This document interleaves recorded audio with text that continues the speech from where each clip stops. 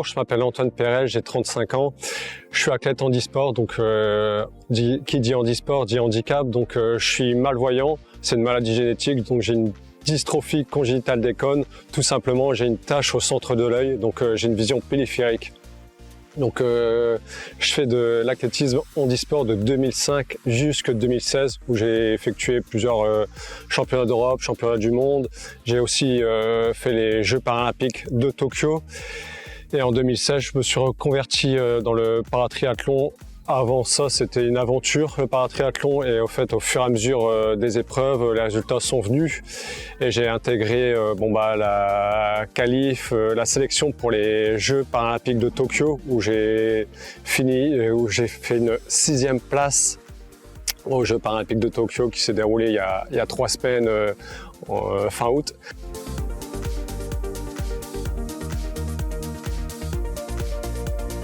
Donc la particularité du paratriathlon, donc j'ai un guide, donc on est en binôme. Du fait par rapport à mon handicap, on nage 750 mètres en natation accroché à la cuisse, 20 km en vélo, donc c'est un tandem. Moi je suis derrière, Olivier, mon guide, est devant et en train de piloter bien sûr. Et en course à pied, c'est 5 km de course à pied où là on est attaché au poignet. Donc faut savoir que dans la pratique du paratriathlon, je suis en opaque, donc sur toute la durée de la course, natation, vélo, course à pied, je suis dans le noir. Donc c'est particulier, moi je l'accepte puisque par rapport à mon handicap, ça se rapproche fortement. Donc voilà, c'est beaucoup d'heures d'entraînement. Donc ça fait maintenant 5 ans qu'on pratique le triathlon.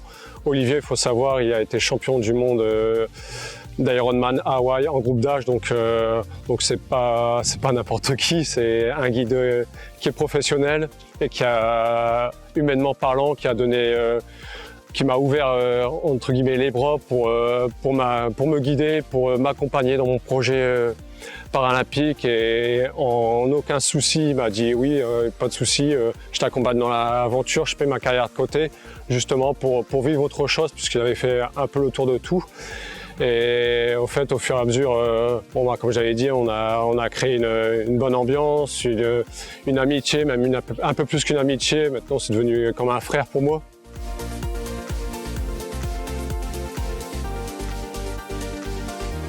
Entre le monde valide et le monde handisport, il y a un grand fossé en France, hein, et on essaie de réduire ce fossé.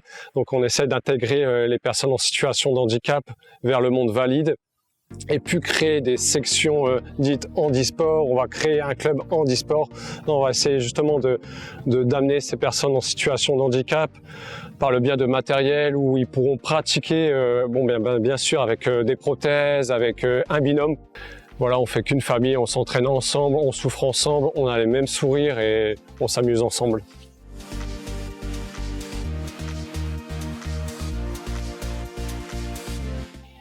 Donc pour accueillir les personnes en situation de handicap dans les infrastructures, il y a toujours un effort à faire, hein. Donc ça demande beaucoup d'argent parce qu'il faut investir soit une rampe, soit l'accessibilité pour les personnes non-voyantes.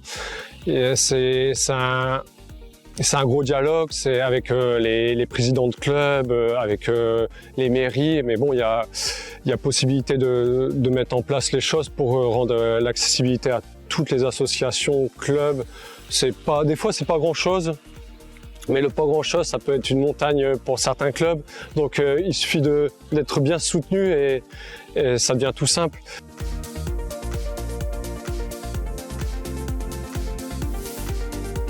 Il y a Paris 2024 qui arrive et bien sûr Hasbrook a fait partie aussi de Paris 2024 puisque c'est terre de jeu Paris 2024 Hasbrook. Donc j'espère et on espère qu'Hasbrook va accueillir aussi des délégations paralympiques et valides. Donc sur Hasbrook comme camp de base.